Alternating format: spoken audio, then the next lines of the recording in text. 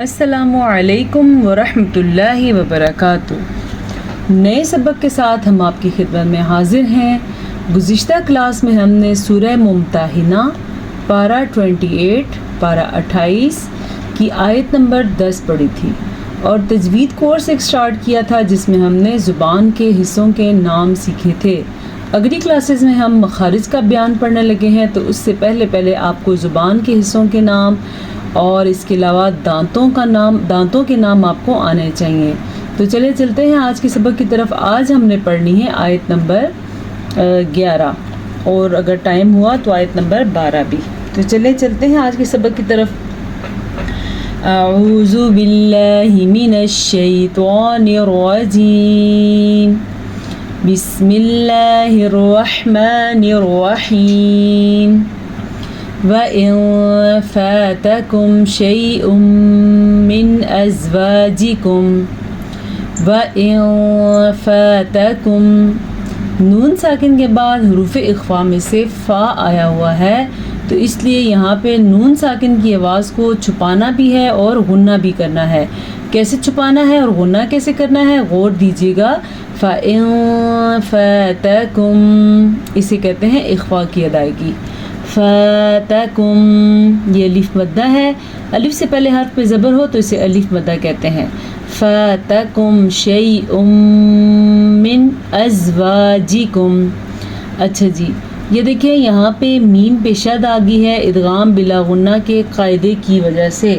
جب کبھی قرآن مجید میں نون ساکن یا تنوین کے بعد یمون میں سے کوئی حرف آ جائے تو وہاں پہ ادغام بالغنہ کا قاعدہ ہوتا ہے، جیسا کہ یہاں پہ آپ کے سامنے ہے شیء من ازواجکم۔ اب ایک اور نون ساکن ہمارے پاس آ گیا ہے، لیکن جب نون ساکن کے بعد حروف ہلکی میں سے کوئی حرف آ جائے تو وہاں پہ اظہار ہوگا۔ میری جتنی بھی پیچھے کلاسز ہو گئی ہیں اس پہ آپ چیک کریں تو آپ کو نظر آ جائے گا اظہار کا قاعدہ، تو آپ ڈیٹیل میں بورڈ پہ سکھایا ہوا ہے، آپ سیکھ سکتے ہیں۔ من ازواجکم الی الکفار، ازواجکم، یہاں بھی واو کے اوپر زبر ہے اور آگے الف ہے تو یہ الف مدہ ہے۔ البتہ جیم کی آواز کو لمبا نہیں کرنا، جیسا کہ بعض لوگ پڑھتے ہیں ازواجیکم، یہ ایسے نہیں پڑھنا آپ نے، ازواجیکم، جیم زیر جی ایسے پڑھنا، ٹھیک ہے۔ الی الکفاری، ٹھیک ہے، الی الکفاری۔ اب الف کو تو ہم نے فا کی وجہ سے لمبا کیا ہے، لیکن را کے نیچے زیر ہے تو را کو کسی بھی صورت میں ہم نے لمبا نہیں کرنا۔ فعاقبتم، ٹھیک ہے، یہاں پہ عین جو ہے حروف ہلکی میں سے ہے تو آپ نے اس مخرج کا خیال رکھنا ہے، اور موٹا قاف ہے اور با پہ ساکن ہے تو کلکلا ہو رہا ہے۔ موٹا قاف جو ہے پر پڑھنا ہے حروف وسطیٰ کی وجہ سے، اور با پہ کلکلا کیسے کرنا ہے؟ فعاقبتم فآتوا الذین، اچھا جی، فآتوا الذین ذہبت ازواجہم مثل، ذہبت، ہاں کو سینے سے نکالنا ہے، ذہبت، ٹھیک ہے۔ آگے آ گیا ازواجہم مثل، ہم نے پھر سے غنہ کیا۔ کیوں غنہ کیا؟ ان دو میموں کی وجہ سے۔ جب ایک میم آ جائے اور اس کے بعد دوبارہ سے میم آ جائے تو وہاں پہ ادغام شفوی کا قاعدہ ہوتا ہے، وہاں پہ ادغام بھی ہوتا ہے اور غنہ بھی ہوتا ہے۔ کیسے؟ ازواجہم مثل، یہ غنہ کرنا آپ پہ لازم ہے۔ ما انفقوا، اچھا جی، الف کے اوپر مد ہے تو مد ادا کریں گے، کیسے؟ ما، انشاءاللہ عنقریب ہم مدات کا بیان پڑھیں گے، لیکن اب ہم سٹارٹ سے لیا ہے تو اب ہم اس طرف جائیں گے۔ مدات کا بیان ہے، کتنی اقسام ہے، کیسے ادا کرتے ہیں، کیسے مد آتی ہے، یہ ساری چیزیں آپ کو سیکھنے کو ملیں گی۔ وَاتَّقُوا اللَّهَ الَّذِي أَنْتُمْ بِهِ مُؤْمِنُونَ۔ اچھا جی، اللہ کا نام پر پڑھنا ہے کیونکہ اللہ کے نام سے پہلے حرف کے اوپر پیش ہے، اسے ہم کیا پڑھیں گے؟ وَاتَّقُوا اللَّهَ الَّذِي أَنْتُمْ بِهِ میم ساکن کے بعد میم آ جائے تو ادغام شفوی ہوتا ہے، لیکن اگر میم ساکن کے بعد با آ جائے تو اخفاء شفوی ہوتا ہے۔ یہاں بھی غنہ ہوگا اور یہاں بھی غنہ ہوگا، دونوں طرف غنّے ہوں گے۔ تو کیسے اس کو ادا کرنا ہے ہم نے؟ انتم بہ مؤمنون، اسے آپ اپنے پاس لکھ لیں کہ میم ساکن کے بعد اگر حرف با آ جائے تو وہاں پہ دونوں ہونٹوں کو بند کر دیتے ہیں، اور بند کرنے سے اخفاء شفوی کا قاعدہ ادا ہوتا ہے۔ ہم اسے کیسے پڑھیں گے؟ انتم بہ، ٹھیک ہے، مؤمنون۔ یا ایھا النبی، پھر سے نون کے اوپر شد آ گیا تو غنہ ہوگا، کیسے؟ یا ایھا النبی، ایسے غنہ ہوتا ہے۔ اذا جاءک المؤمنات، اچھا جی، یہاں پہ مد ہے، یہ مد جو ہے یہ 5 حرکات عربیہ کے برابر ہوتی ہے، تو اس کو 5 سیکنڈ تک آپ نے لمبا کرنا ہے۔ یہ میاؤں میاؤں کی آوازیں جو آ رہی ہیں میری بلی کی آوازیں ہیں۔ اذا جاءک المؤمنات، ٹھیک ہے، نون کے اوپر کھڑی زبر ہے تو کھڑی زبر کو اس کا حق دینا ہے آپ نے کہ اسے کتنا لمبا کرنا ہے؟ مؤمنات، تا کو لمبا نہیں کرنا کیونکہ تا کے اوپر صرف اور صرف پیش ہے۔ یبایعنک، یبایعنک، عین کی آواز کلیئر آنی چاہیے کیونکہ عین کے اوپر ساکن ہے، تو ہم اسے کیسے پڑھیں گے؟ یبایعنک، اور کاف کو لمبا نہیں کرنا، نون کو لمبا نہیں کرنا کیونکہ ان کے اوپر بڑی زبر ہے۔ علی الا یشرکن، اب عین بھی ہمارے پاس آ گیا ہے اور حمزہ بھی آ گیا ہے۔ آپ خود ڈفرینس کریں، سمجھیں اور محسوس کریں اور اپنی غلطی درست کریں کہ عین کی آواز کیسے نکالنی ہے اور حمزہ کی آواز کیسے نکالنی ہے۔ اسے ہم پڑھیں گے علی، اور اسے کیا پڑھیں گے؟ اللہ، نرمی کے ساتھ۔ یشرکن باللہ، اچھا جی، اللہ کا نام باریک پڑھنا ہے کیونکہ اللہ کے نام سے پہلے زیر ہے۔ شیئا ولا یسرقن، اچھا جی، یہاں شیئا ولا، یہاں پہ کیا ہے؟ ادغام بالغنہ کا قاعدہ ہو رہا ہے۔ تنوین کے بعد یا میم واو نون میں سے واو آیا ہوا ہے، اس لیے یہاں پہ ادغام بالغنہ کا قاعدہ ہوگا۔ غنہ کیسے کریں گے؟ شیئا ولا یسرقن، قلقلہ، ولا یزنین ولا یقتلن، پھر سے قلقلہ، نون کو لمبا نہیں کرنا۔ بعض لوگ پڑھتے ہیں ولا یقتلن، یہ ان کی بڑی غلطی ہوتی ہے، اسے پڑھنا ہم نے ولا یقتلن اولادہن، غنّے پہ دھیان دیں، اسی طریقے سے آپ نے بھی غنہ ادا کرنا ہے۔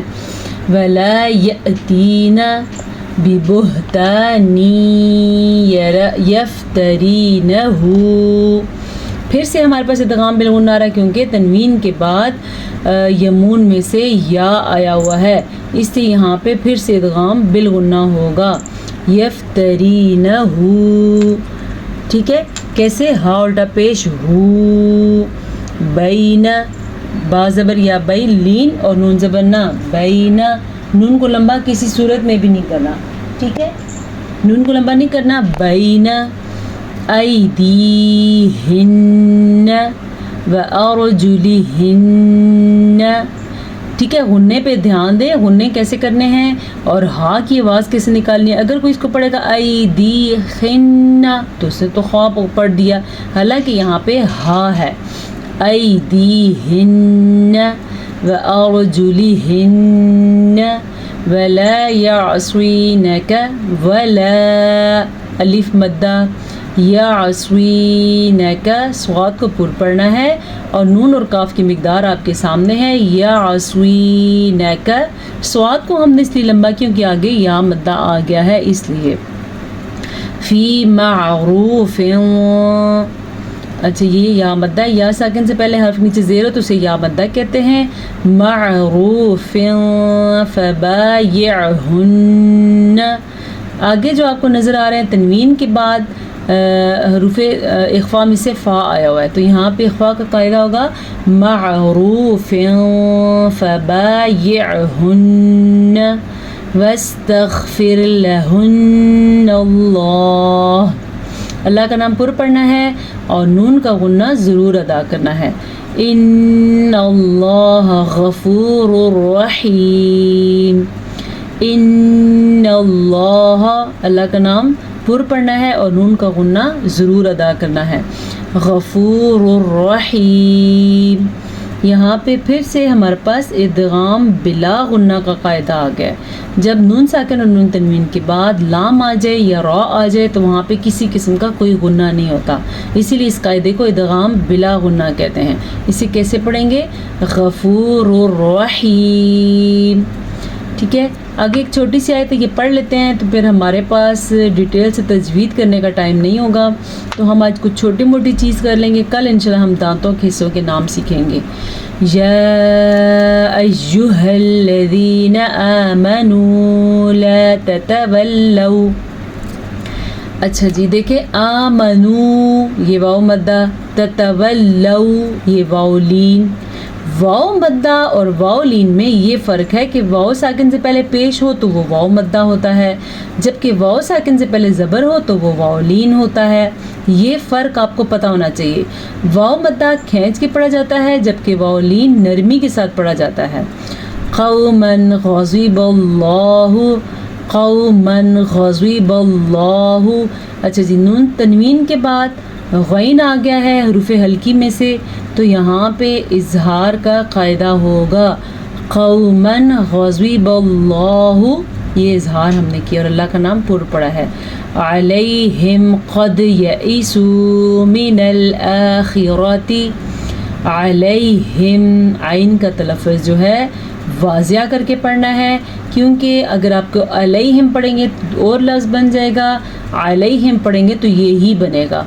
क़द यईसू मिनल आखिरती कमा यईसल कुफ़्फ़ारु मिन अस्हाबिल क़ुबूर।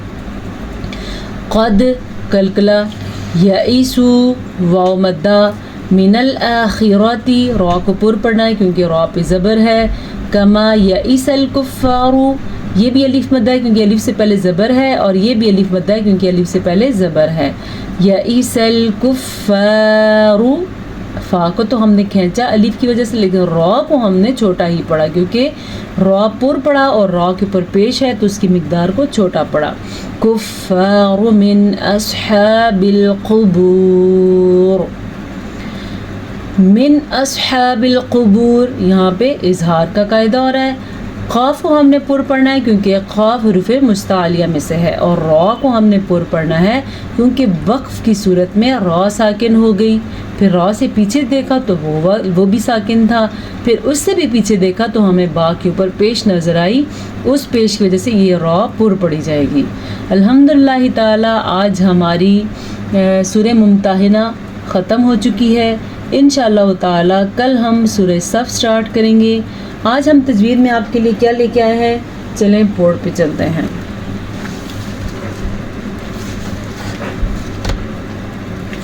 आज हम सीखेंगे कुछ छोटी छोटी चीज़ें सीखेंगे जो आपको पता होनी चाहिए, जो तजवीद सीखने वाले हैं उनको इल्म में होना चाहिए। क्या इसे आप क्या कहते हैं? किसी लफ्ज़ के ऊपर जब ये आता है इसे आप क्या कहते हैं? एक मिनट, जैसा कि ये, इसको आप क्या कहते हैं? ज़बर। ठीक है, इसे हम कहते हैं उर्दू ज़बान में ज़बर, जबकि अरबी ज़ुबान में इसको कहा जाता है फ़तहा। अरबी ज़बान में से फ़तहा कहा जाता है। ये हा है, ये गोल हा। ठीक है, ज़बर कहते हैं उर्दू ज़बान में, अरबी में इसको फ़तह कहते हैं। आपको पता होना चाहिए कि ये फ़तह भी है। ठीक है, आगे आ जाती है ज़ेर। इसे आप क्या कहते हैं? ज़ेर।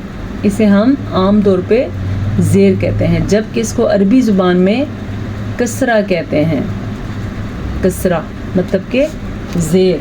ठीक है, आगे आ जाता है ये,